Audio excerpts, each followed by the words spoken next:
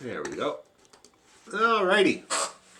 So we'll go through all of our bowing exercises first on each string, and then we'll play our scale, and maybe we'll try a couple of the bowing exercises on the scale as well tonight, okay? So far with the 2 octave scales, we've just been doing G, is that correct? Yeah. So maybe we'll move on. We'll do something a little more challenging, the key of A, all right? A is a very, very handy key for playing fiddle music. There's so much stuff in the key of A, especially when it comes to the Scottish and Cape Breton tradition. And it's tricky. In the lower octave on the G and the D strings, it's a tricky key because we have to stretch the 3rd finger to get C sharp and G sharp. So it's really good to get started early, getting used to that key so it doesn't bother you when you want to play Big John McNeil at a session and you're not familiar with the lower part of that key, okay? So we'll do A tonight as well. But let's start off with our bowing exercises. We got the long bows, we got the jiggle, we got the down, up, up, and we got the hop bunny, and the little circles. Am I right? Okay, so why don't we start off just by going through all of those permutations on each string, okay? Get a little drink of water. I seem to be having an allergy attack this evening. It should pass pretty quickly. Okay. Nice long bows. Starting on the G string. A 1, 2, here we go.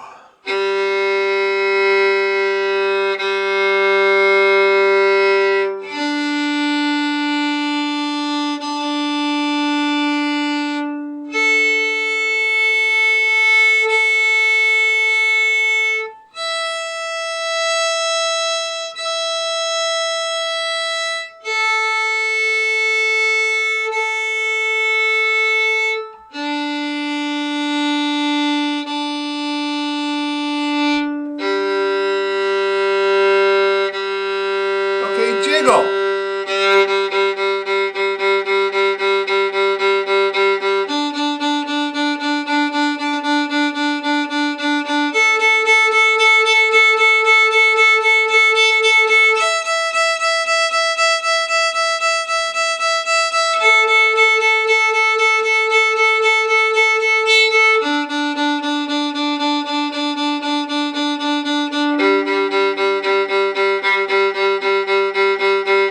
Down, up, up.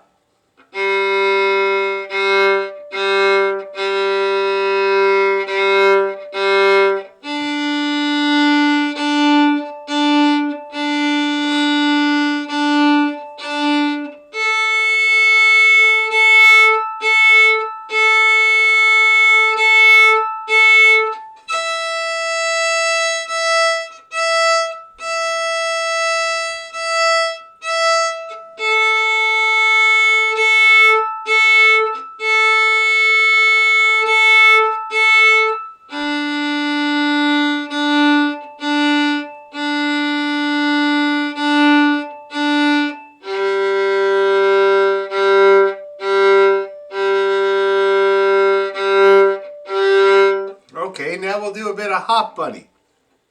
We'll start on the down on the G. Ready, and...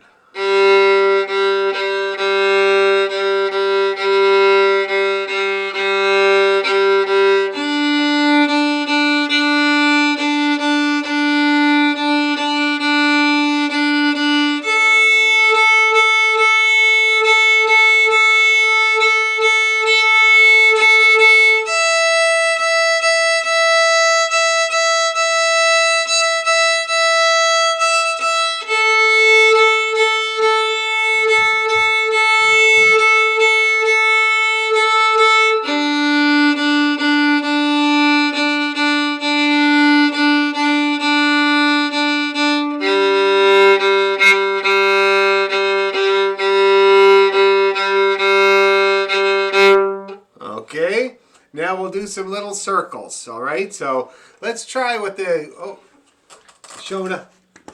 Shona has arrived. She missed some bowing, but that's okay.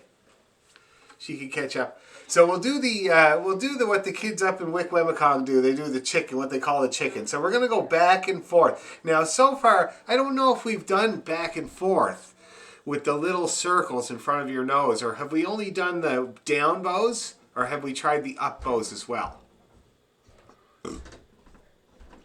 We've done both? Oh, good. Okay. So that's what we're going to do. We're going to do this here.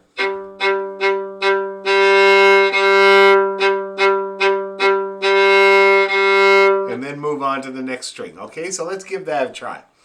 1, 2, 3, and...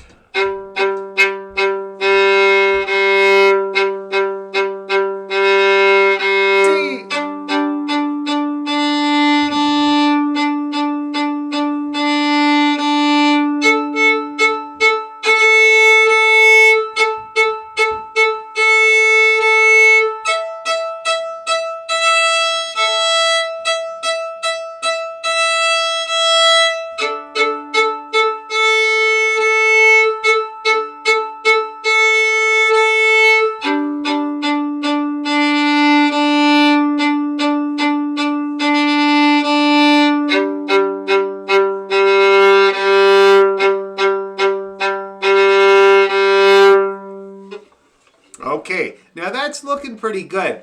I'm watching everybody as we do that, and I watched everybody as we were doing the jiggle, just to see if everybody is trying their best to do this rather than this. Because that's the hard thing, right? That's the hard thing about working on those bow arm things, is to notice what you're actually doing when you're trying to do X, right? Now, I'm looking at everybody. Everybody seems to be making a good attempt at this. It's still a very minimal movement. I see lots of arm, but I do see the hand getting into the game a little bit there, all right? Now, like I'm always saying, you have to exaggerate these things to get them to work at all. Like, it just seems to be that way. So you can really exaggerate that hand movement with those little momentary bows, okay? I don't know if we've done this, though. Have I talked about coming in for a landing? No? Perfect. This is the perfect time to talk about it. So coming in for a landing is a little thing that the Suzuki camp used to get us to do, and I find it really handy for a couple of reasons. And it's really good, of course. I've talked about the spider crawl, right? Showed you guys how to do the spider crawl and the bow push-ups, right? Okay. So, hi Shona. So this is kind of an extension of bow push-ups. And it's where I'm holding my bow above the string, and you can see that for the push-ups, I'm in the up position. See that? So it's the top of my push-up, the top of my bow push-up. Here's the down position for a bow push-up, right? And here's the up position. So I'm going to pick that bow into the up position, pick it up into the up position, hold it above my strings, and then I'm going to slowly let that bow down until it makes contact with the strings silently. Okay, so not this, but just nice and very gentle, putting it on the strings and then picking it back up again. See that? So it's like you're doing bow push-ups except on the fiddle. Okay? Now once you get a few of those working, and make sure it doesn't look like this, guys. Make sure it doesn't look like this. Or like this. Because that's not what we're doing. We're doing this finger action. Okay?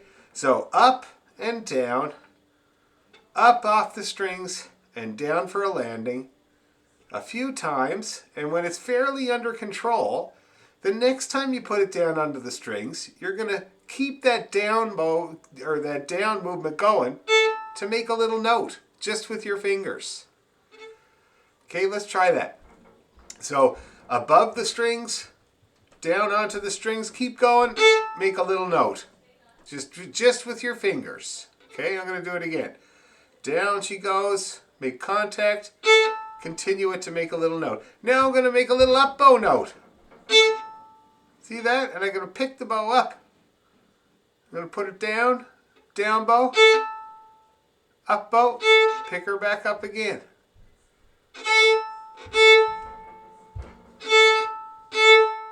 And what this does First of all, as you can see, it makes you get much better at those quick, momentary little notes that we deal with in fiddle music so much. But it also gets you to work on what they call your touch. So how much your bow digs into the strings, the approach of the hair to the string is what they call your touch. All right? It's what produces your sound. And when they talk about fiddle players, they often talk about their touch. So for instance, in Cape Breton, Jerry Holland would have had a beautiful touch. Okay? Meaning that he got a really nice sound out of the fiddle, and when he played a slow air, the sound quality is beautiful. Whereas Ashley has a bit of a rough touch. You see what I mean? Still good, but just a characteristic. So that's where you can develop your touch. You can see how much energy you need to get into that string. If you're here's an example of doing it wrong. Okay? And then so that's kind of your touch is way too heavy and clumsy when it sounds like that. Here's not enough.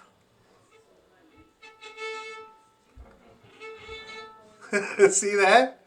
So those are what you want to avoid. Here's what you want to get here. Look, down, nice little note, nice little up bow. That wasn't so nice. Up she comes. Down, nice little note, nice little up bow. Up she comes. Okay? And that's what they call coming in for a landing in Suzuki. I find it really, really useful, especially for fiddle music. Now, I'd love to see a couple of people try it for me so I can see how it's coming along. Who would like to try doing their coming in for a landing for me?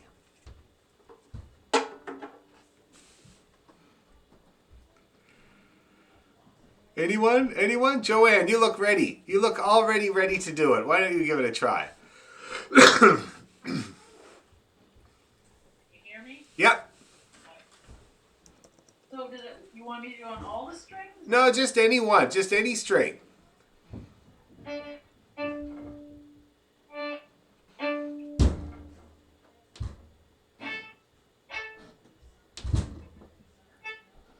Now that's not too bad. Can you give me a little more length? I know I said a little note, but let's try to make it as broad as possible, even though it's just your fingers. Now watch it. That's your hand, not your fingers. Yeah, that's better.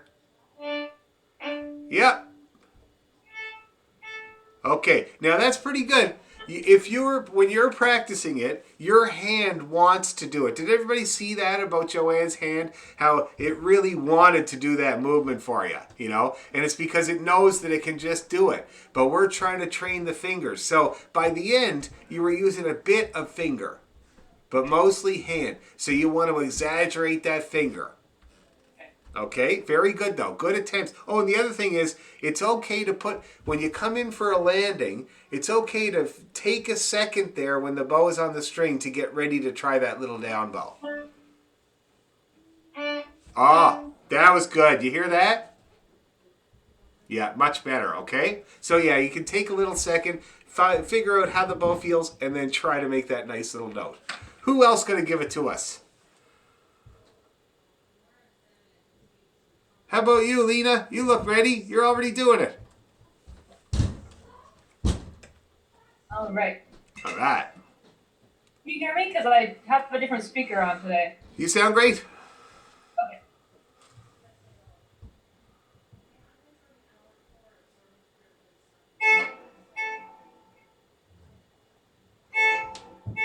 Oh, that looks so good. That's really good. Really good. Everybody see how Lena's really pushing those fingers out there. See that? That's exactly the way it should look. Now, it might be a little rough right now, but you can adjust it. It's all about the motion. It's hard to keep the motion going just with your fingers, but you'll learn how, okay? Really good. Anybody else want to try it for us? I know everybody's clamoring at once. It's hard to control the desire. How about you, Nancy? You want to give it a try? All right. All right. Okay.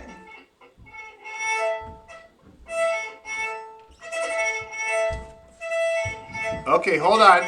Now, That is definitely your arm. I can't quite see your Yeah. arm, but I can kind of see the whole unit moving. So let's try this. So hold your bow above the strings. Push your fingers down until it hits the strings. No, look, no, like this. Look, like this. Here, I'll come up closer. So you lower that bow with your fingers until it sits on the strings. Just try doing that. Good.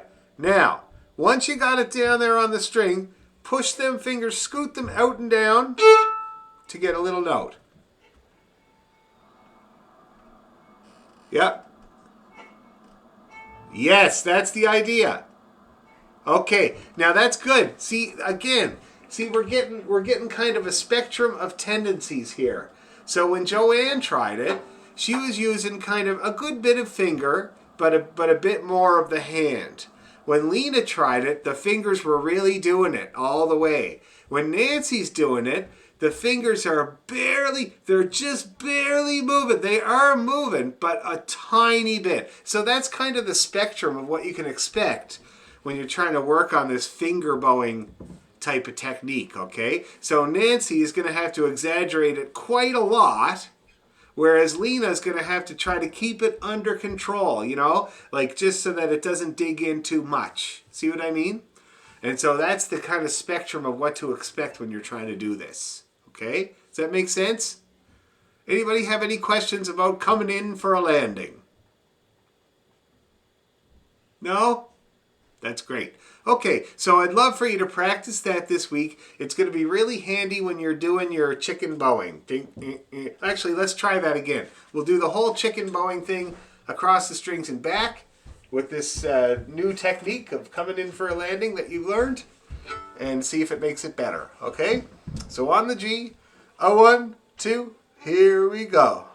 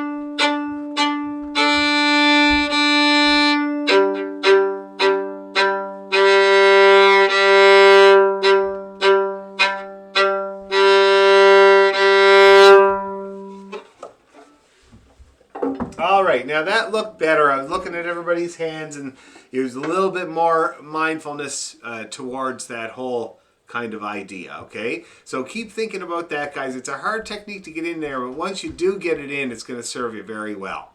Now, why don't we try our scale, our G major scale, and do we do the arpeggio?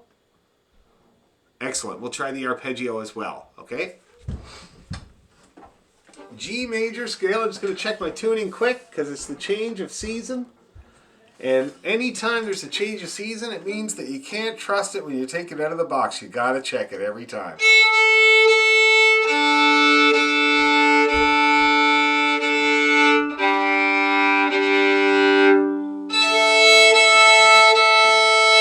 Okay, here we go. A 1, 2, here we go.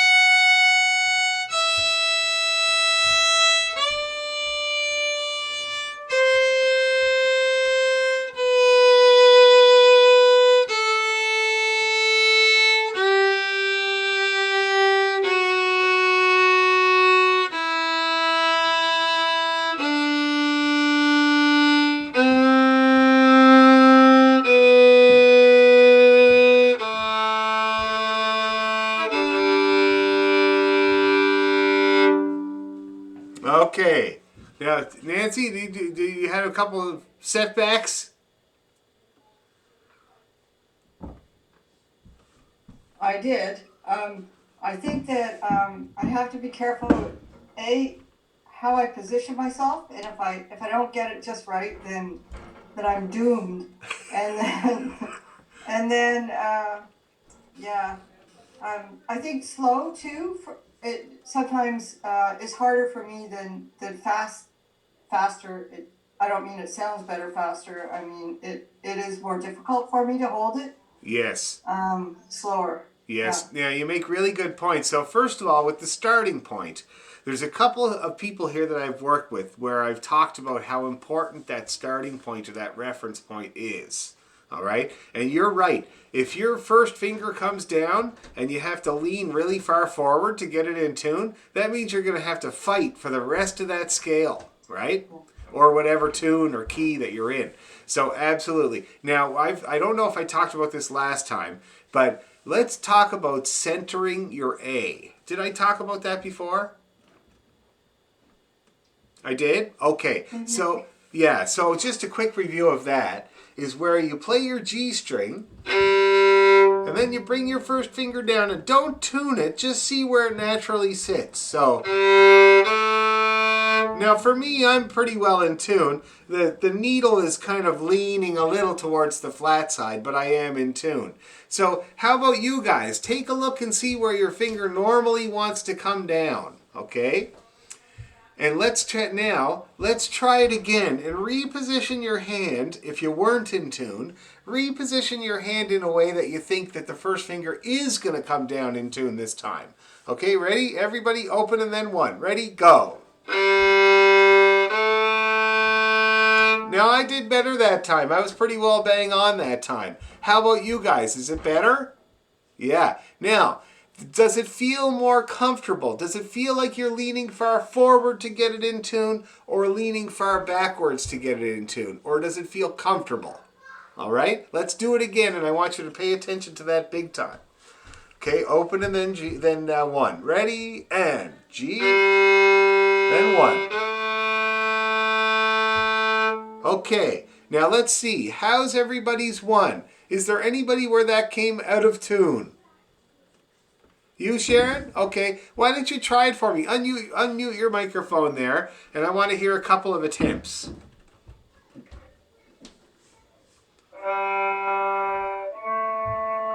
Geez, that's pretty good, man. That's like almost bang on. It was the last two times. Okay, now does your hand feel comfortable? Does it feel like you're straining?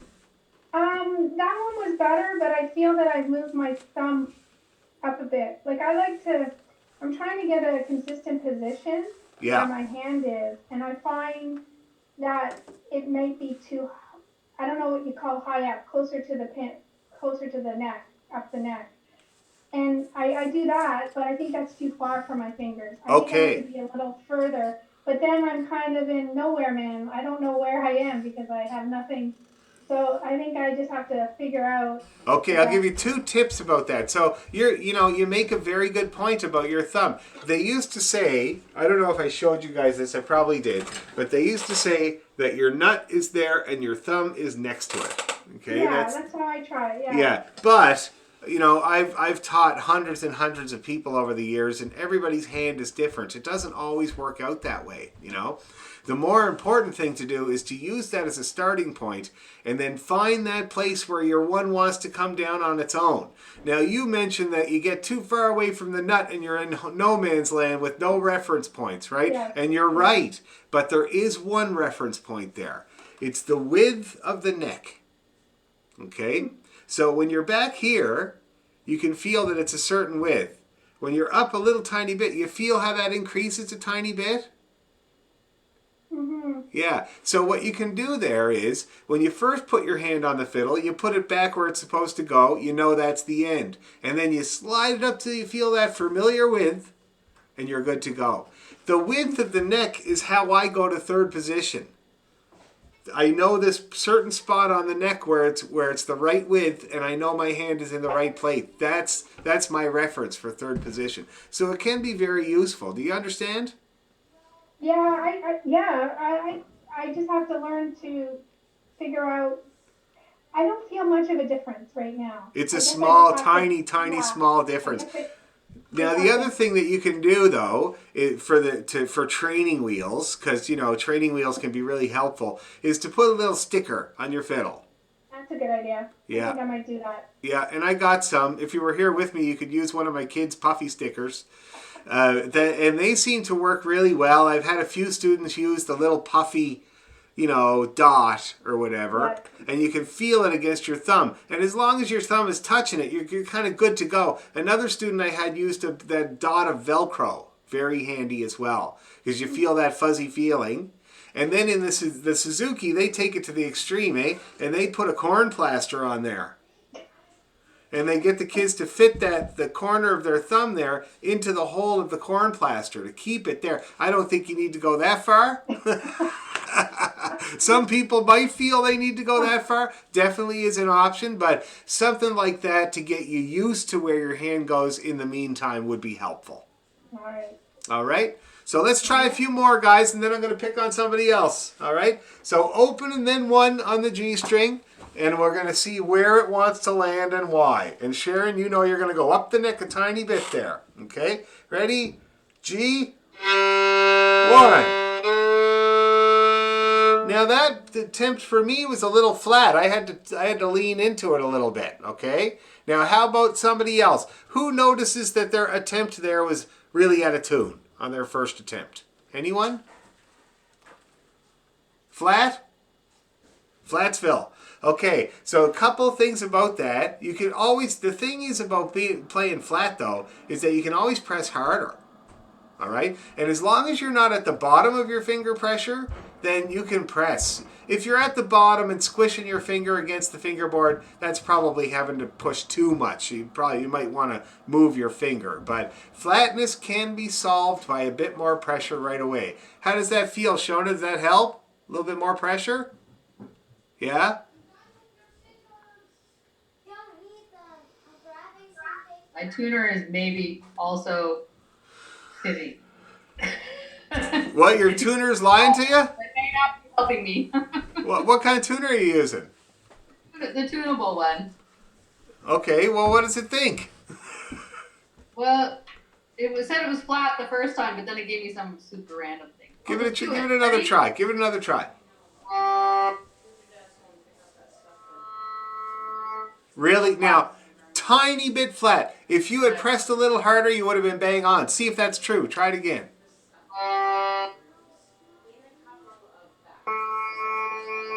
Much better. Much better. I still have to press harder, right? A little tiny bit, and like I said, you know, finger pressure is your first line of defense. If you're flat, you press harder. If you're still flat, you roll forward on the round end of your finger. Okay? If you're still flat, you push your finger up. You actually have to slide your finger up. Okay? And if you're still flat, then you run over the fiddle with your car. And it'll be very satisfying. Okay? But yeah, first line of defense is finger pressure, but if you find it's not enough, then you might have to roll forward. Okay? Let's try a couple more, and then I'll pick on somebody else. You told me I was playing a C for a second, which I knew was not true. A C? I don't know what it was doing. Oh, that is weird. Okay, well, let's try it again. Back to normal. Go, that's good. Open and then 1. Ready, and... Now, my attempt there was good. I was pretty well bang on, and I should tell you that for me in my hand, I have about 70% finger pressure down when I play my first finger notes. Okay? Might be different for you, but that's what I have down. Not quite all, about 70%. Now, let's see. Who found that one to be out of tune when they tried it? Anyone? Hi, Sylvie. Need some paper? Crafting? Okay, go for it. Hey, Tibbs, stop. Okay. And this is Tibbs, my cat. Okay, so anybody really out of tune on that attempt? Or should we try again because we were distracted? Let's try again. Well, I was distracted anyway. Open and then 1. Ready, and... Okay, my attempt there was really good. It was bang on. Who did not have a good attempt there? Okay, Lena, let's hear yours. It was pretty good, but that last one was super sharp. Okay, let's hear you. Oh, your very first touch on that was bang on. Try it again. Yeah. And then you moved. That was really good. Now, you see, that's the other thing about intonation, guys, and I'm going to tell you right now, especially for beginners, always remember that even a stop clock is right twice a day, all right? When you first put your finger down on a note, you might be right, all right? So it's always important to listen to that note for a second and make a decision before you start moving around. There are so many students I've had that play pretty well in tune, except they don't trust themselves and they move around every note. And it makes you sound really wiggly and unsure, you know? So always listen to that, because your first attempt at that A was bang on and then it got a little flat or something like that. See what I mean? So yeah, so listen to that first attempt. You might be right, okay? So that's a really good way to work on getting your hand in the right position for a key or for anything. It doesn't really matter the key. That first note on the G string, the A, the very first note we play above the G string, really tells the tale for the whole rest of the scale or tune or anything else, all right? So really good to work on that. So let's try that scale once more and the arpeggio, and we'll see if that's any better for everybody.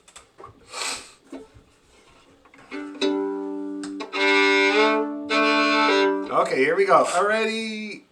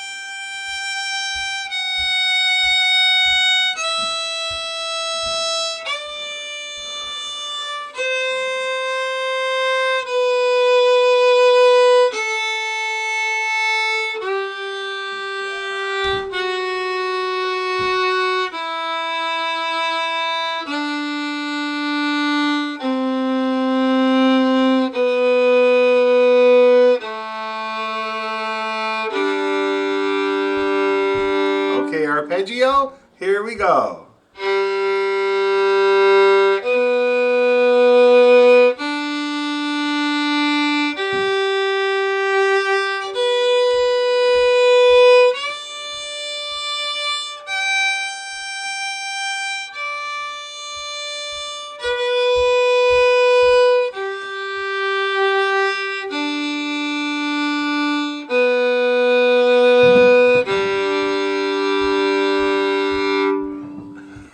Shona, what happened that time?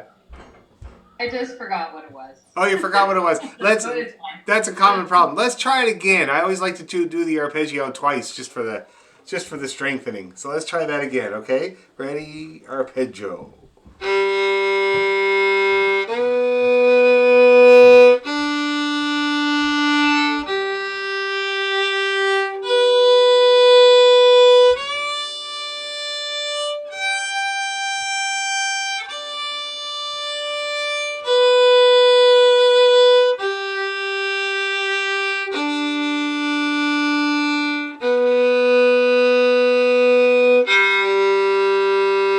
One more time and I'll call out the numbers this time. Ready? And 2, D, 3, A1, 3, E2 close, back to the 3, 1, D3, open, G2, and open. Did it work that time? Good. Okay, now let's see. Anybody having any problems with that? Was that better in terms of the finger position and getting up there and down there easier? Good. Okay. So yeah, I strongly encourage you when you practice your scale to center that 1 before you start. Me and my brother used to do too much of it when we were on the stage. That's what really bothered my dad, was that every time we would, just before we'd play a set of tunes, me and Marty would be going, just making sure that A is in tune before we start, and he used to give us a hard time and tell us to shut up. Anyway, so that's a really good idea. Now let's think about our tune, the Swallowtail, because it's in E minor, and that's kind of the closest we have to G. So it uses all the same finger positions, and so we got through the whole thing, right? We're playing the whole thing? Cool. Well, let's play it together a good few times, all right? And then I'm going to see if somebody wants to play it, and we can kind of field questions and see if we can improve it a little bit. And I'm thinking now, I'm going to see about the speed here.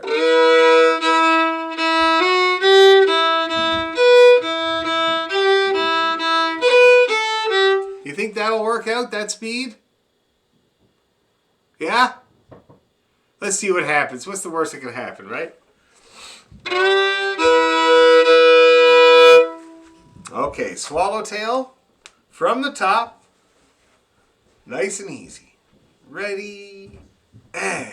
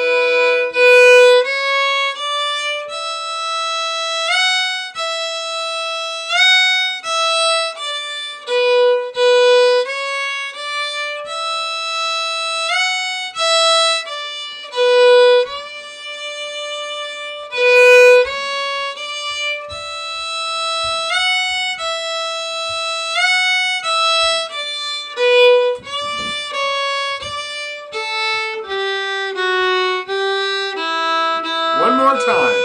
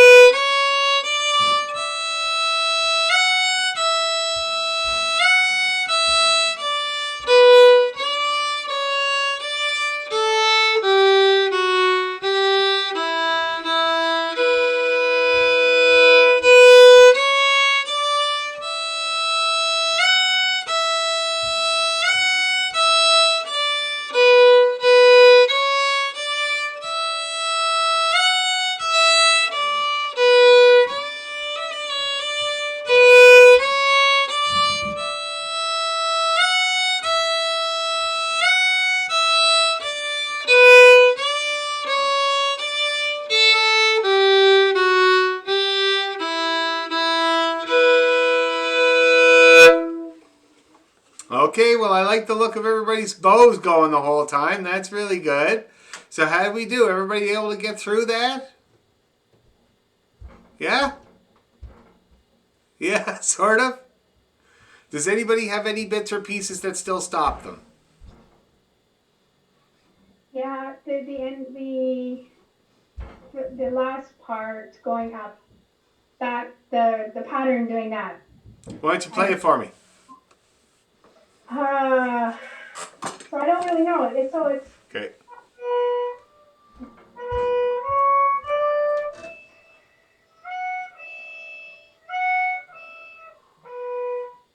3, 1. And then another one up we go.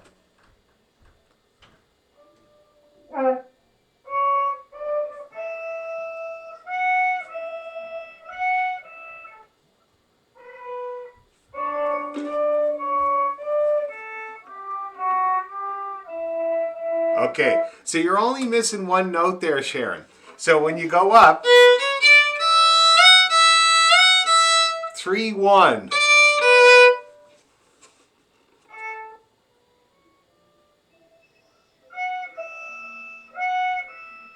Three, 1. And then you do it again. 1, 2, 3. 3. So look, check it out. So that's really much better. So we got 3, 1, 1. 3, 1, 3. okay. See how that works? Try it for me. Yeah. Okay.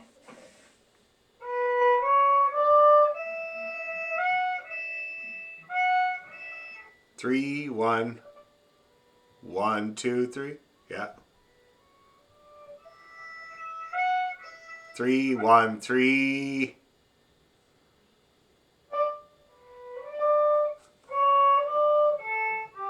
Oh, you skipped a bit. So it's okay. Yeah. Let me just. Yeah, so it goes up again, yes. That's right. It goes up twice. So I'm just going to go do that whole B part for everybody here so they can see that. It's kind of like two phrases slightly different from each other.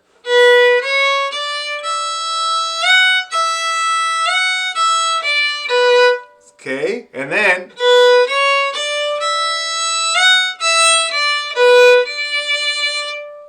Okay, and then you do the first phrase again.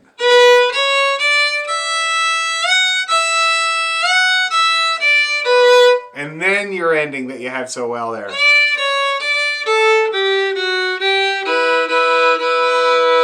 Does that make sense? Okay, good. We'll practice it more, don't worry. Anybody else having any bits like that stop them? Anything at all? Nancy, you look like you want to say something, but you're scared to, or something like that. Well, so I can get through it usually, and the slurs still give me a bit of a problem, and sometimes I make them, and sometimes I don't. It's Okay. not consistent. Yeah. But the other problem is I'm just finding if I have to be so careful, and I'm having trouble depending on when I sit down. Every day is different. If I touch a string, if I deaden a string unintentionally, I get the worst squeal thing happening, and I'm just finding those things out now. Yeah. So trying to adjust and keep the bow from sliding, which is another problem that I'm having. So it's hitting one string at a time, and making sure that you're not sliding around. Touch and not getting the squeak. So the squeak, like that squeak that you're describing, is caused by touching other strings. Right. You know that. And your fingers are also touching them, right? That's the problem. Your fingers touch it. Your finger is on the A string, but it's touching the E string a tiny bit. And so that means if your bow does touch it, it's going to squawk out. See? Yep. And I'm finding that, oh, sorry. No, go ahead. I was just going to say, sometimes my fingers don't move as quickly as I want. or the bowing is not in time with my fingers. Yes. And so I have to sync that, do better at syncing that up. And let me tell you how. And thanks for bringing that up, because I don't think I brought that up yet. But that's a matter of your fingers outrunning your bow, or your bow outrunning your fingers. Now, usually what happens is the finger outruns the bow. And it's because most people don't realize that your finger has to move first. Okay? Your finger moves, and then the bow moves. If your bow moves at the same time as your finger, it sounds like this. See that? Yeah. Because you got that split second where your finger has to make it to the string. So that finger movement has to happen actually before your bow moves. Okay? Now the way that they battle that in Suzuki is they make you stop your bow between every note of the Happy Farmer or whatever, or Long Ago, you know, like this.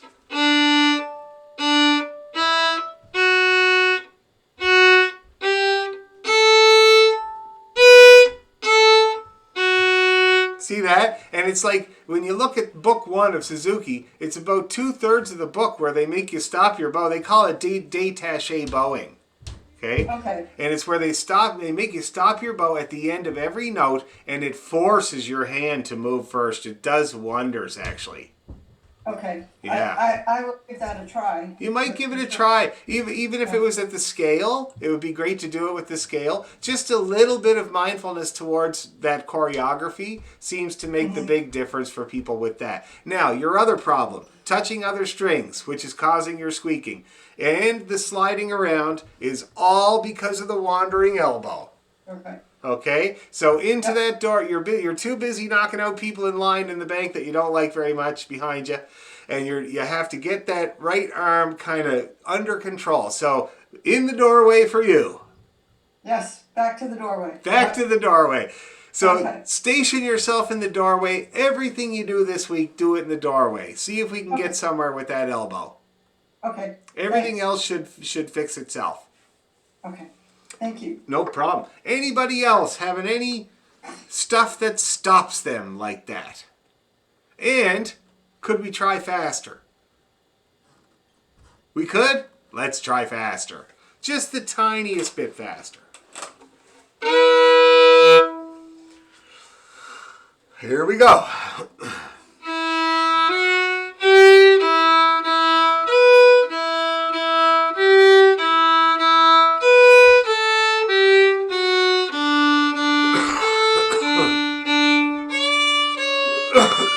Excuse me.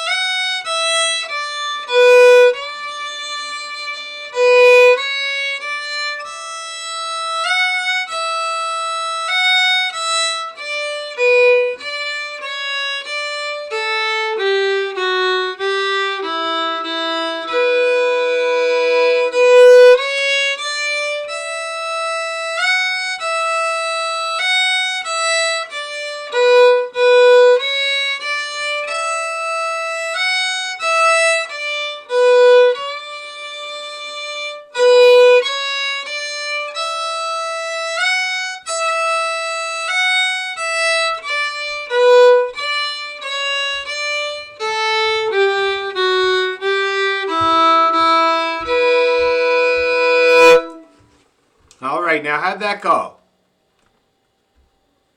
Is it okay? Now, and Sharon, you do know the ending. I'm watching your fingers there, and every time we get to the ending, you have this kind of little indecision, but then you do it right, so you do know it. Okay, anybody have any questions or problems with that tune? We're just going to keep working it up in tempo with those things that I talked about with people. And does anybody want to try it for me so I can hear it and see if it's working? Is there any brave souls that want to play it for me? Yay, I do it! Me? Am I doing it? Yeah. You're brave. You lived in Scotland. You're quite brave. I'm having one little issue though, where it just like, I don't know if it's because I've talked to you before that I'm losing hairs on my bow, and I mean, it's not that bad, but maybe it is. I don't really know. But it just sounds a little bit dead, or maybe it's just I'm a bit flat in areas. Yeah. Flatness is deadness. Yeah, it just sounded a little like lifeless. Yeah, so, and also, I'm looking at your bow. It looked like, can you show me your bow just the way it is right now? Okay, I thought for a second there before, I thought it might be a little too tight.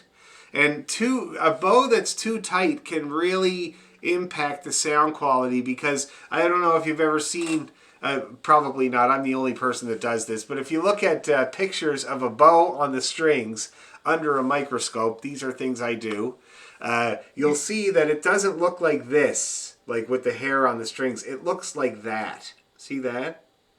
So the bow actually makes a V shape over the string. And it's, you'd have to look really close to see that happening. And then what it does is it rolls the string over and lets it go. And they call that the slip grip cycle, right? So it torsions the string over and lets it go over and over and over. So if your bow is too tight, it can't properly do that. And it can really reduce... What's that? It was a bit too tight because it was just straight across. Okay. It wasn't, yeah, and here's what I say. People always ask me, how tight should your bow be? It's such a complicated question because it depends on, humidity conditions, what you want to play at the time. There's so many factors to how tight your bow should be. But this is what I like to do. So here's an example. Oh, let's come real close here. So here's an example of too loose. Okay? See that? It's like really slack there, and I can push against the hair really easily, okay? And then here's an example of too tight. I'll show you. Like that. See that? Now if you feel that, you can feel that resistance, and it's too much. It feels tough. And the bow shouldn't feel tough. Also, you see how straight the stick is. The bow should never be that straight. It should always bow downwards, even when it's fully tightened up for playing. So here's my kind of ideal. And the way I always I know you're not supposed to touch the hair, but this is how I always have done it. Just like that. You feel a little give, but not too much resistance. See that? And so that's your perfect tightness. That could be a factor, but I'm having a feeling that it's probably just a bit of flatness. So just press a little harder and you'll come to life, Anyway, let's hear it, man. right.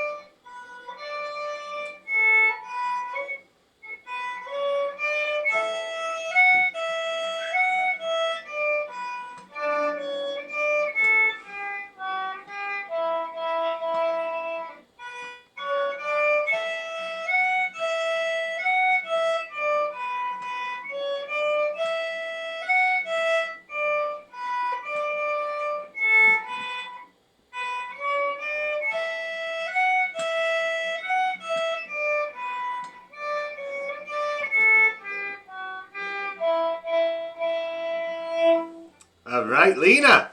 Sounds good. Now, I tried yeah. to not look at the music, so. Oh, and how's that going? Sounded fine. It's better if I look at the music, but. It's all right.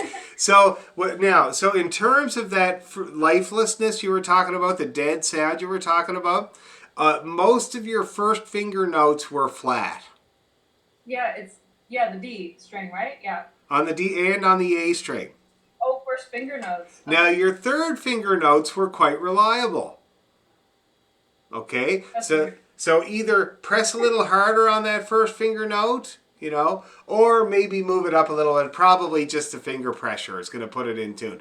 But then a sharpening, a grand northern migration happened in the second part. So your hand came up the neck. Now it worked out good for you because it made your third finger notes just a tiny bit sharp, and your first finger notes were now in tune.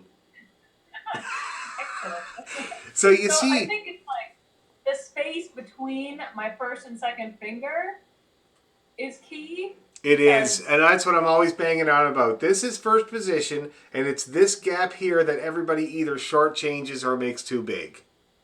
Yeah. Okay, so that's why I talk about centering the one, getting to know where that one goes on all the strings. And I didn't mention that we did that on the G string because that's the first note up from the bottom of the violin. It's so important. But you should do those drop downs with your one on all the other strings as well. You'll find that the pressure down is different for each of those strings. Okay? So yeah, so that gap between 1 and 2 is what you got to get to know. It's different for everybody. It's either too small or too big. Okay, really good though, really good. Anybody else want to try it, or should we move on? Let's move on. So next, so you guys know what to do with that. We're going to make it faster, okay? Nancy's going to watch her elbow, okay? Sharon is going to believe that she knows the ending, okay? And so people and everybody else here probably has the same things that they got to keep in mind. That one, all that stuff, okay? And we're going to keep working on that. Now let's talk about the key of A and Mrs. McLeod's reel, okay? First of all, let's get to know the key of A on the fiddle. So like I was saying before, A is one of those keys that's available in 2 octaves on the fiddle, okay? There's only about 4 or 5 of them, and so we want to get to know those ones really, really well. A is the next one we do after G. So it starts on G1. And this scale, you're going to really want to make sure that one is centered. Because whenever you start a scale on a finger rather than an open string, you really have to make sure it's in tune. Because with the open string, you know, as soon as you tune your fiddle, you know it's in tune. You have to think about it. When you start a scale on a finger, you have to make sure that finger is in tune. Otherwise, everything after it is going to be accordingly sharp or flat. All right? So that's why before you start your A scale, you make sure that low A is in tune, just like we just did.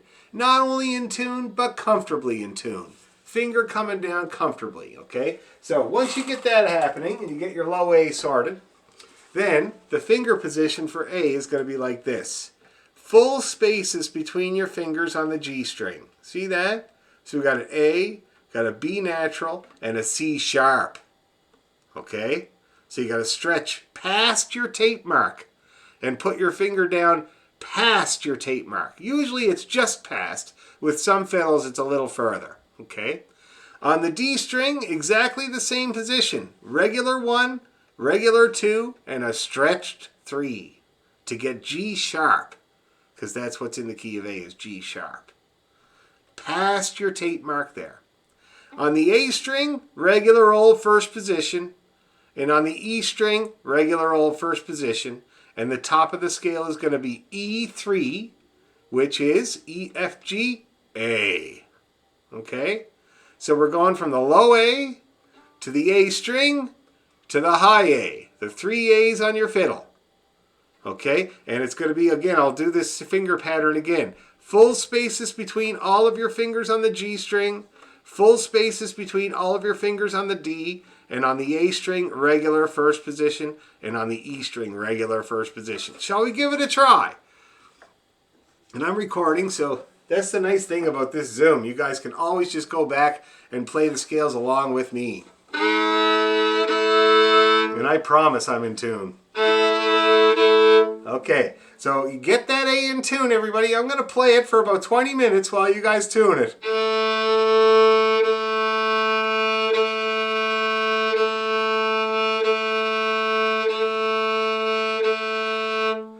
Okay, everybody happy? Here we go. Ready, and...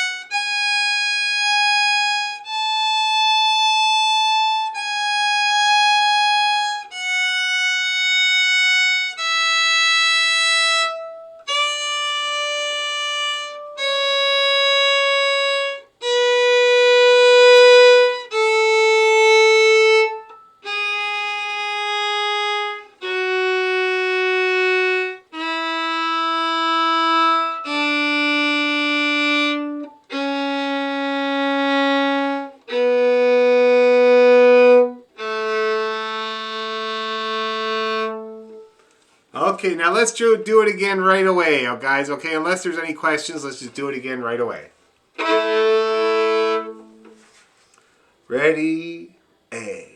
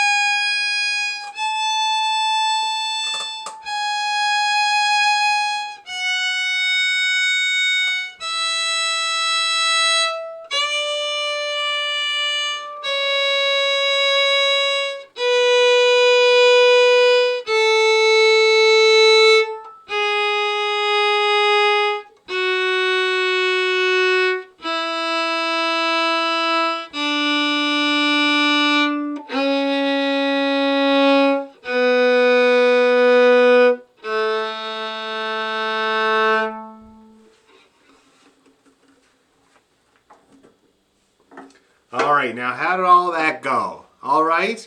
So I noticed some people forgetting to play their open strings on the way down the scale, which seems to be a very, very common problem. I've seen it so many times. I don't know what it is. Maybe people forget them because they're easy. I don't know. But anyway, anybody having any problems with that key? Anybody have any questions? Or yes, Lena. My third finger on the G and the D string is just like way off. What are those supposed to read on the... On the G string, your third finger is playing a C sharp. C sharp and then a G sharp? Yes. Now, can you try those few notes for me so I can hear what your attempt is? Oh, but we start on the 1. Oh, yeah.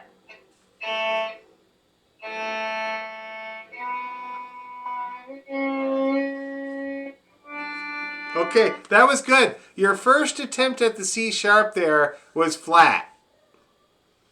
But then you pushed a little harder, came right into tune. Does that feel better? I guess so. It's just like so much of a reach for my hand. Like that, I can't not move my whole hand. Oh, let me show you that now. Yeah, you might have small hands like me. I have small hands, and like my third finger notes, even regular first position third finger notes are quite flat fingered when I play them. Like here's my third finger notes. You see that?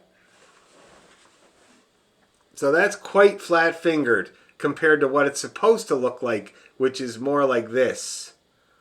Okay, but my hands are not big enough to do that. I have to be flat. I learned at an early age that if I was not flat fingered for my third finger notes, I was going to be flat all the time. Okay? Yeah. So I just reach. Now, look what I have to do for those stretch notes.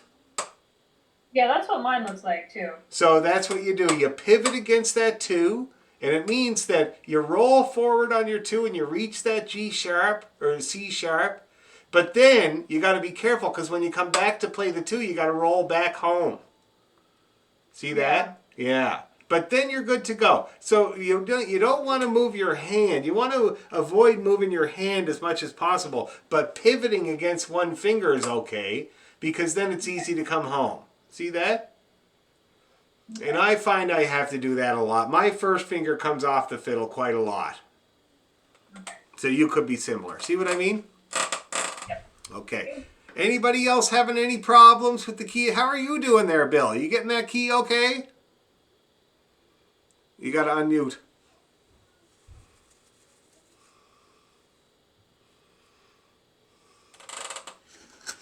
There we go. Yeah. Okay. Want me to try it? Sure. Love to hear it.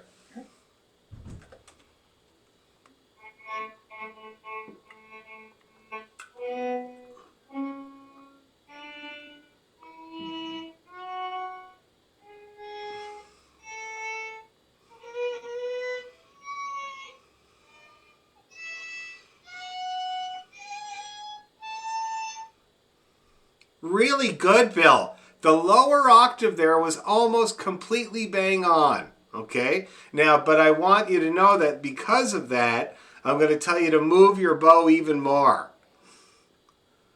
Okay? So when you're in tune, that's your chance to really belt it out because that sounds like your finger placement there was bang on the money. But I want you to move that bow a little bit more so we can really hear it. Okay? Okay. Very good, though. Very good. And it didn't look like it was that much of a stretch, so that's great. Let's try it again there, guys. Unless somebody else has a question, let's just do it again, and then I'll field more questions. Oh, yes, Shona. Is it G sharp that we're trying to hit? Correct. A? Oh. So A, the key of A, has F, C, and G sharp. Okay. All right? See what happened. It wasn't happening. Okay, I'll show you where the other G sharp is. We'll try it again, and I'll show you where all the G sharps are. Okay? Oh, I got my fiddle already. So let's center that A. I'll play it again.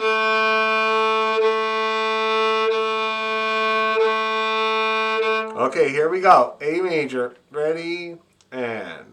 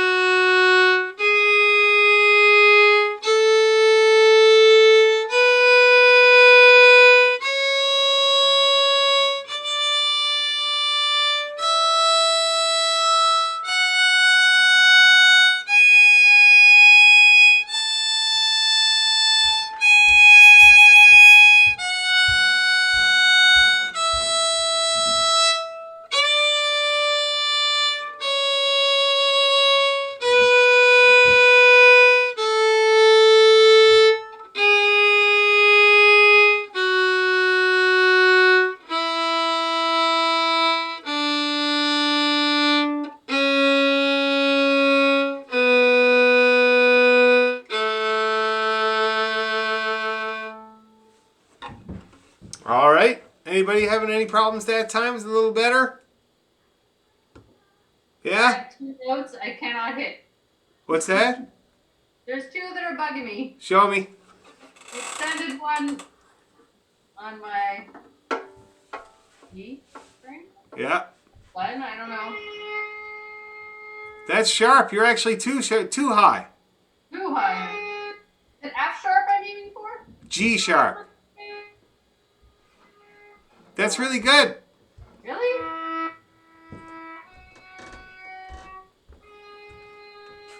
Bang on. Now the thing is though, I must say, is that G sharp is a hard note to hear. Yeah. Okay? The ring that you're going for when you hear a G, remember me talking about how when G is in tune it rings and you know it's in tune? You don't get that with G sharp. You're not allowed to have that. Yeah. So, And then yeah. on this one, what are we aiming for here? On which string? On the A? On This the is- on the no, A the string, highest one. the highest one, that's the E. String, sorry. Skinny Eddie. So A. on that one, you're trying to get the high A, which is just a regular third finger. It's not stretched. And that's your sharp. That's the one. Okay. Yeah. Okay, does that make sense? Yep. Thank you. Any other questions like that? Those were very good questions. Any other questions? No? I still have. I'm on the D string, trying to get the G sharp. On my tuner, this one, it goes straight from the G to the A flat. Same note. It's just G so sharp. where's G sharp? G sharp and A flat are the same note. Oh. If you look at the I just piano, figured if you imagine the piano, the G flat, the G sharp is the black note above G, right? A flat is the black note below A. You get the idea? All right, we're good then. Yeah, so if it says, I should have said that though, because that can be very confusing. So if it says A flat on your tuner, and it says you're in tune, you're a golden retriever. Okay? For the key of A, anyway. One more time, guys. Unless there's any more questions, one more time with the key of A. It's difficult, so it's good to get started on it now.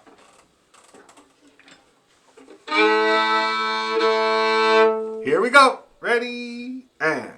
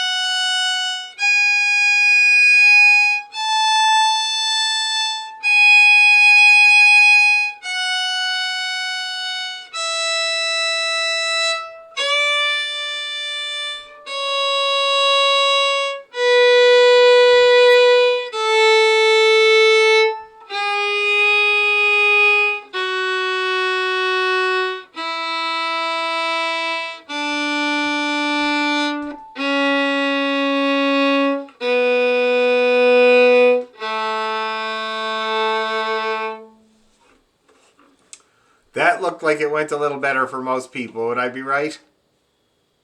Good. Okay, now did I send you guys the sheet music for Mrs. McLeod, or did I forget to do that? I did not. Let me do it right now. Okay? One sec. Just take me a sec here. Okay, so I got email. Where's my email? So we got Joanne and Sharon, Lena, Shauna, Elaine, Nancy. Gotcha. Yeah.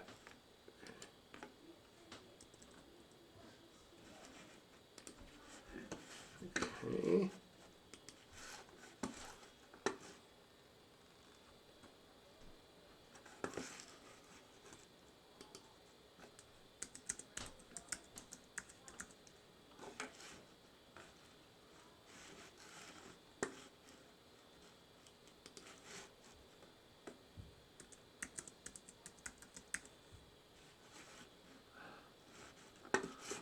Okay, just a second.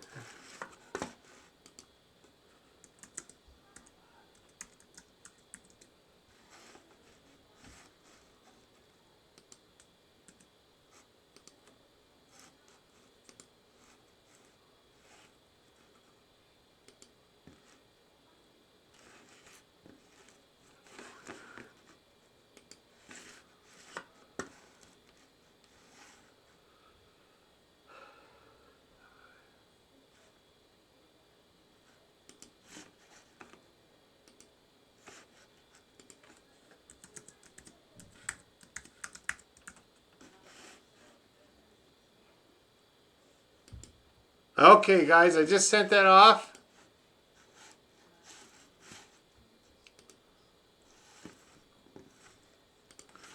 Okay, so you should have it in your email. Miss McLeod's Real. And first of all, I'm going to play it a couple of times so it can ring around in your head and we can start picking apart the phrases. Okay? And it should arrive in your email there in the meantime.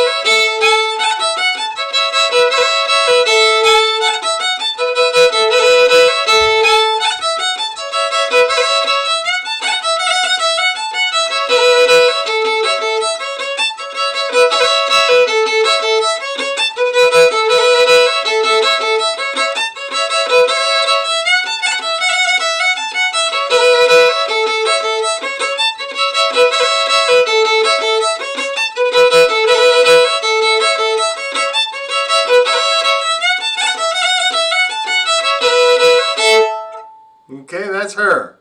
Now, shall I play it a bit slower? I'll do the A part anyway.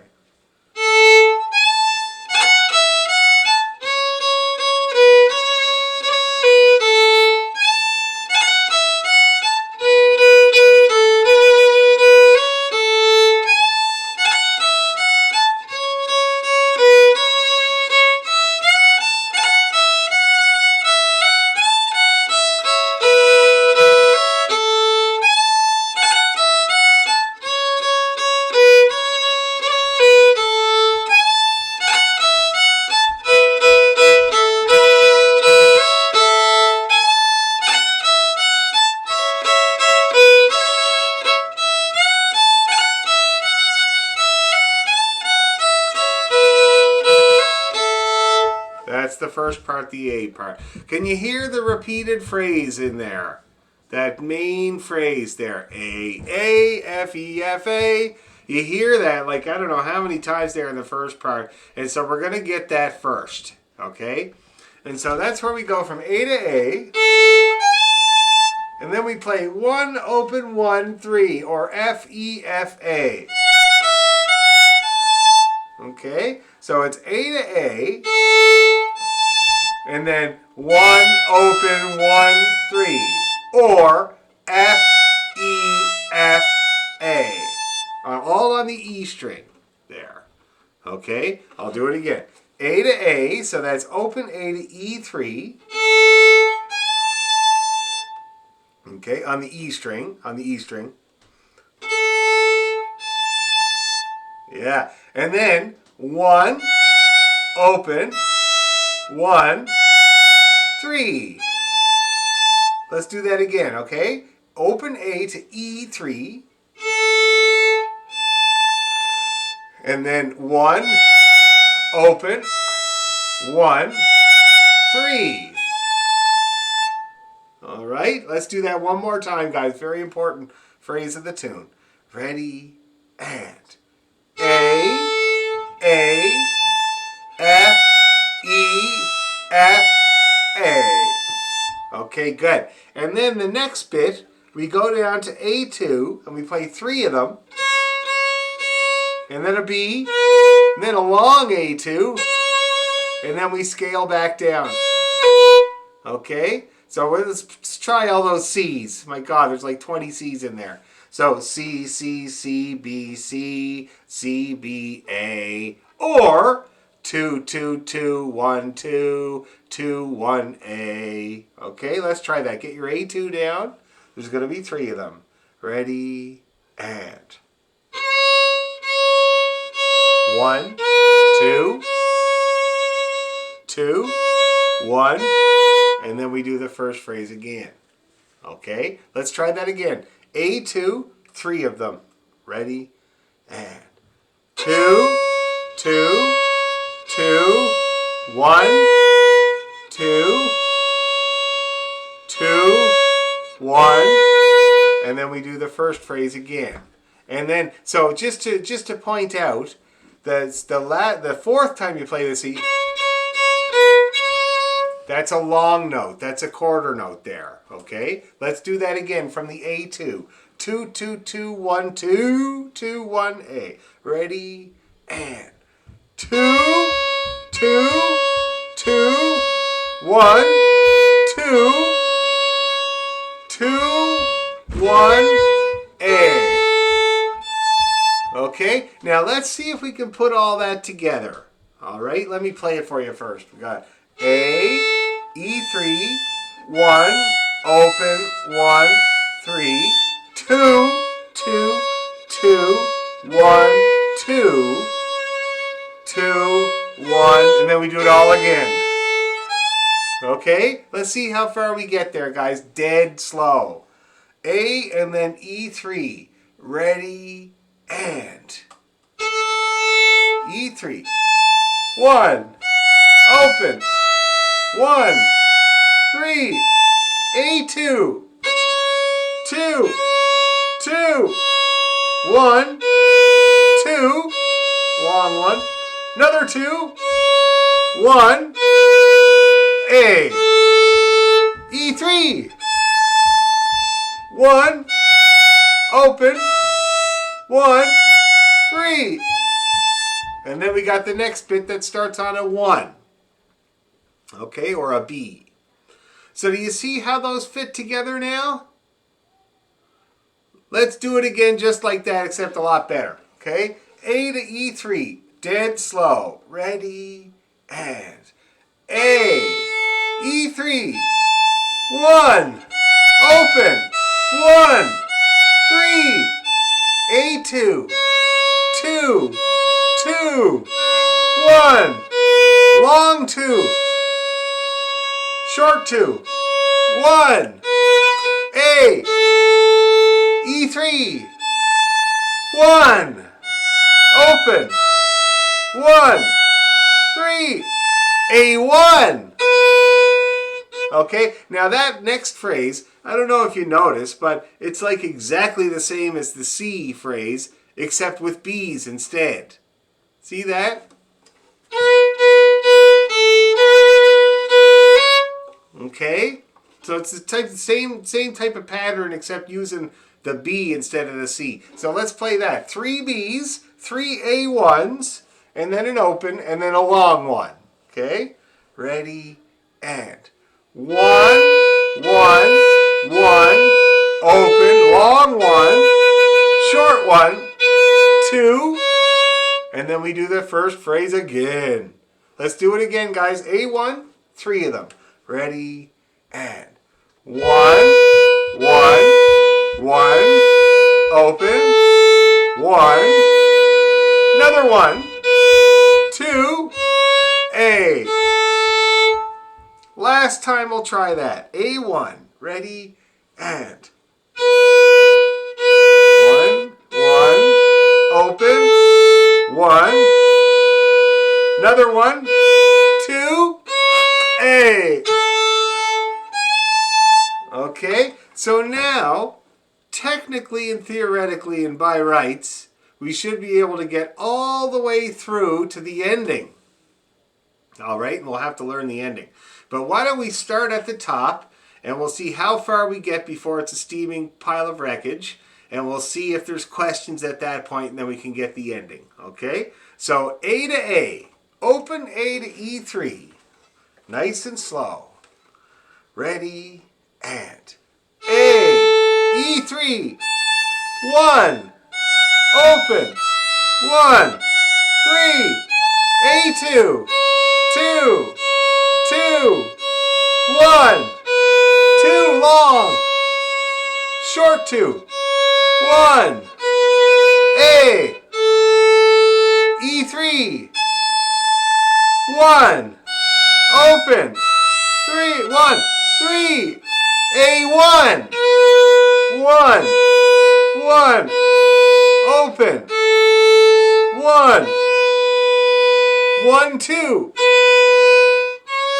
open, E3, 1, open, 1, 3, A2, 2, 2, 1, long 2, short 2, E, and then we got the ending. Now you guys did good. Nobody's bow stopped for that whole time. That's really good. Let's do it again just like that. See, that's the problem with me. Whenever people do a good job, that's when I ask them to do it again. Okay, ready, and E3, 1, open, 1, 3, A2, 2, 2, 1, long 2, short 2, 1, A, E3, 1, open, 1, 3, A1, 1, 1, open, 1, another 1, 2, open A, E3, 1, open, 1, 3, A2, 2, 2, 1, 2, another 2, E. Okay, now that E is the pickup note for the ending. All right, it goes like this.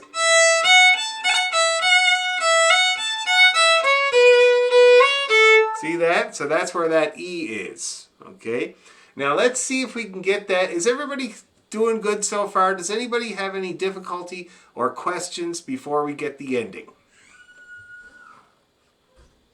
Excellent. So the ending.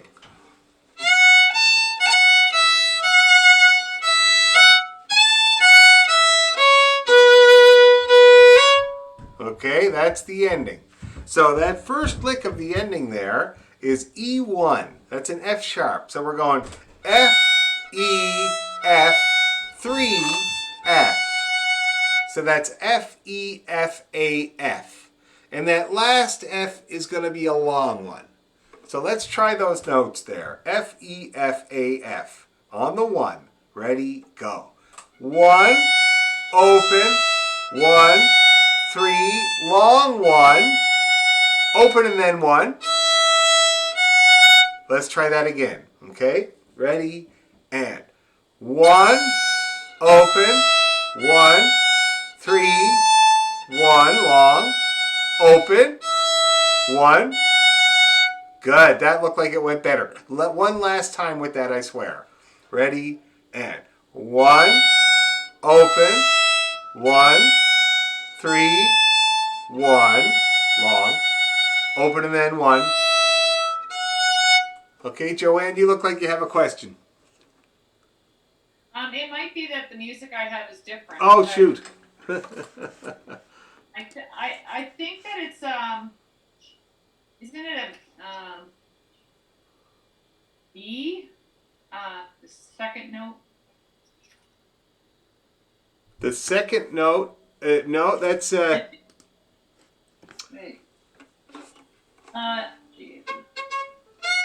no, it's the way that I was showing you there. So it's Yeah, right? yeah, and then open and then 1. Okay, I didn't think you were going up. I thought you went. Okay, never mind. It's okay. No, I think he did an open. I think he did an open there, Yeah. which confused us. Oh, well, okay. That could very well be, but I won't do it this time. Open, you did a 1, open, 1.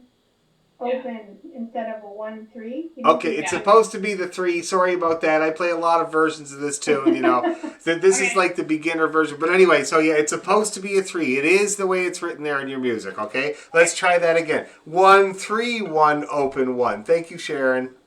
Okay, ready, and 1, 3, 1, open, 1, long, open and then 1.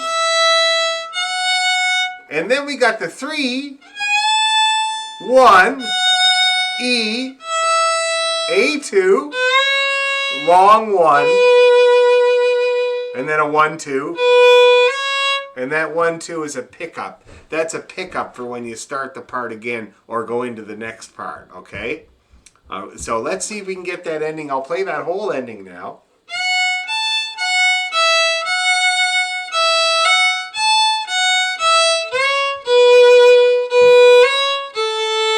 So let's do that together. 1, 3, 1, open 1, ready, and 1, 3, 1, open, long 1, open, 1, 3, 1, open, A2, 1, another 1, 2. Now let me make sure I got that pickup right. Yeah, that's right. Goes up to the C there. And then you're ready to start the next part or the A part again. Now, let's go over that ending once more, and then we're going to try to tie it all together. And we'll see if there's any other brave souls that would attempt tying it all together for us. Let me get rid of this. There we go. Okay. One more time with the ending. 1, 3, 1, open 1. Ready, and 1, 3, 1, open, 1, long, open, 1, 3, 1, E, A2, long 1, 1 and then 2, and then we do it all again. Okay, that's good. So now, are there any brave souls that would play that whole first part for us? How about you, Joanne? You look already ready. You look ready to go. Okay, I will, but I will tell you that I have kind of learned this before, so. Oh, that's all right. So, just so people don't think I'm a rock star. I better not say that. I don't know. They might have already thought you were a rock star.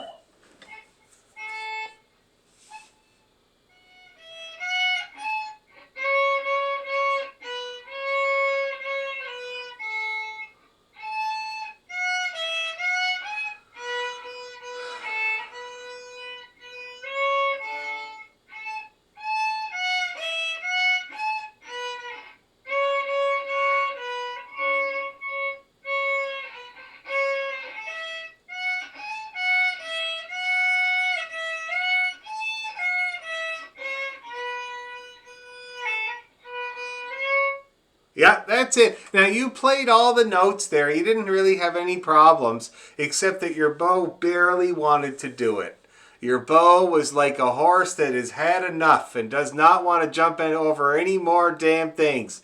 And so it's like barely moving, right? And that's where you get that kind of crunch and choke to the sound. So 30% more bow, that would sound really great. Okay. Okay? Anyway, guys, anybody else want to try it, or should we just try it together? Together! Okay, we'll do it about 500 times. Katya's going to keep count. Ready? Slow.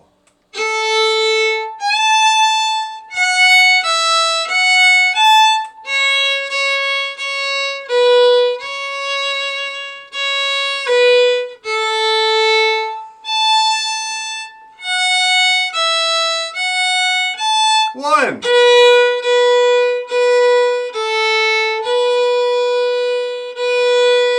A to A.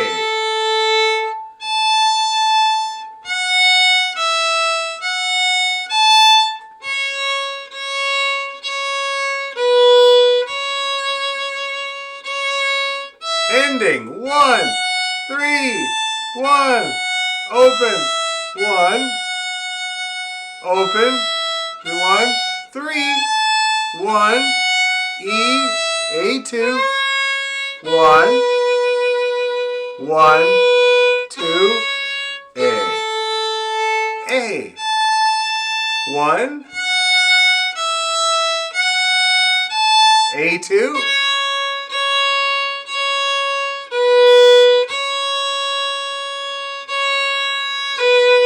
A, E3, 1,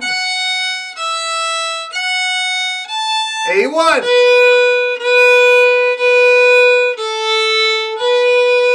1, 2, A, E3, 1, open, 1, 3, A2,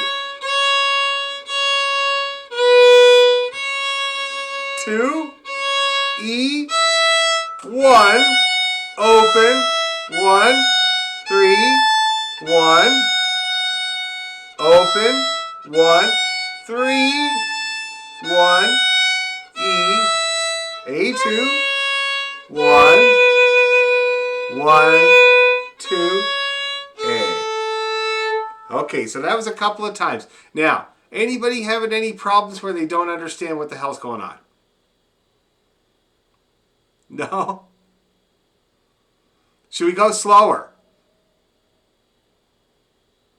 Let's go slower. Just try it slower one more time. Let's do it slower. Yeah, it's a good idea. Slower is always good. Okay. Does it help me calling out the numbers, or is it just getting it? It does help. Okay, no problem. I'll do it. A to E3. Ready, and A. E3. 1. Open. 1. 3. A2. 2. 2. 1. 2. Long one. 2 again. 1. A. E3. 1. Open. 1. 3. A1. 1. 1. Open. 1. Long one. Short one. 2. A. E3. 1. Open. 1. 3. A2. 2. 2. 1. 2. Long one. Short one. E. 1. 3. 1. Open. 1. Long one. Open. 1. 3. 1. E. A2. 1. 1, 2. A. Now that looked like it went better. Was that a little better? Is everybody able to play it? Okay. Is there any question? We'll leave it at the A part for this week. That's going to be plenty for you guys to work out. And is there any questions about that before we're finished? Anything at all? Oh, would it be possible for you to send out the music with the numbering? That was very helpful. Yes, I can. I'll make a note of that so I don't forget. Know, I have to try not to rely on it because when I was learning how to play the banjo, I got way sucked into. Yeah. Now I'm going to tell you a little bit about that. Include fingerings. Yeah. I was telling a student this morning about the finger numbers, you know, and how there's some people that use the numbers and some people that use the letters, right? And you really can get sucked into having to put the numbers into every piece you play. So here's how they wean you off in Suzuki, okay? And I suggest you might be able to do the same thing. So the first thing they do is, like, you're looking at Twinkle Twinkle, right? You ever notice how the first line of Twinkle Twinkle and the last line of Twinkle Twinkle are exactly the same, right? So they label the notes for the first line, but they don't label them for the last line, you know? Now, the kids just refer back. Every kid I've ever taught, and including myself, just go look at the first line. But it still does something. See what I mean? The next thing they do is to gradually take out the repeated numbers. So for this, in this case, it would be A, E3, 1, the open 1, 3, 2, 2, 2, 1, 2. They'd only label the first of those 3 twos. See that? And then after that, if it's this repeated phrase, like that first opening phrase, right? They'll put the fingerings in there, but when it shows up again, they don't. Okay? And that's how they wean you off of it. And it really is a good process how they do that. And then by the time you're into book 2, you only have the odd 3 marked in there. And I should also add that the 3 is the last number to go on your music. The first one they eliminate is the 1. Okay? And then after a while, the 2. And then it's just the 3. And I remember I was probably like 9 or 10 where I was still seeing 3s marked into my music in the Suzuki books. You see what I mean? So, because it's the biggest jump between open string and note, that's the biggest gap that we have. So it's the hardest to judge. Okay? Does that make sense? So I will do that, and that's how we can wean ourselves off. Thank you. No problem. Anybody else having any problems or questions or anything at all? I'm here to help. No? I wanted to ask, was it Lena that got married? Yeah. I've been married to the same woman for 65 years, so there's nothing to it. It's mostly her, but anyways. We're still Good man, good man. You know, my parents were married for 57 years when my dad died, right? And the joke was always, his joke was always, he would say that, married for 50-some years, and people would say, oh my God, and he'd say, yes, I've never thought of divorce once, murder many times. Anyway, guys, thanks a million, and we'll see you. I know you're all going to go and watch CNN now, and so am I. So we'll see you next week. Work on that A part. Work on A major. And if you have any questions in the meantime, don't hesitate to let me know, okay? Thanks, everybody. Bye-bye.